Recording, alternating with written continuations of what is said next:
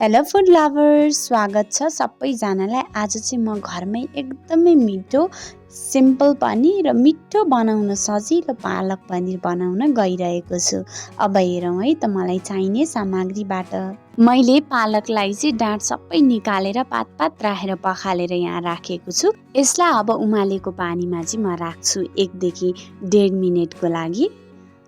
अनि यसलाई चलाउँछु। यसलाई चाहिँ धेरै मिनेट पनि हैन, 1 देखि 1.5 मिनेट भए चाहिँ यो सफ्ट भइहाल्छ एकैछिनमा। अब यसलाई चाहिँ म चिसो पानीमा खन्याइहाल्छु। यसलाई चाहिँ हल्का चलाएर म निकालिहाल्छु र चिसो पानीमा राखेँ मैले यहाँ चाहिँ।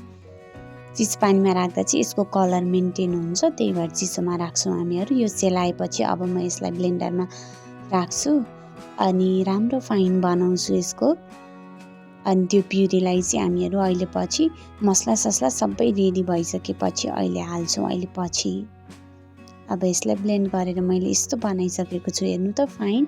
पकाउनको लागि गोलबिँडा, लसुन, सुकेको खुर्सानी, पनिर, प्याज, यति जिरा, बेसार, गरम मसला लिएको छु। तपाईले अरू मसला पनि लिन सक्नुहुन्छ। मैले चाहिँ यसरी कुटेर चाहिँ रेडी बनाएको हुँ। लसुनको पेस्ट मैले घिउमा पकाउन आँटेको, तपाईले तेल पनि युज गर्न सक्नुहुन्छ।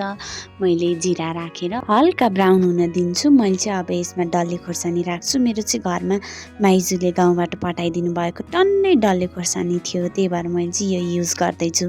तपाईले लाम्चो खोर्सानी पनि युज गर्न सक्नुहुन्छ। मैले चाहिँ लसुन राखिसकेको छु र यसलाई चलाउँदै म अरू सामान नि थप्छु। मैले अघि बनाएको प्याज,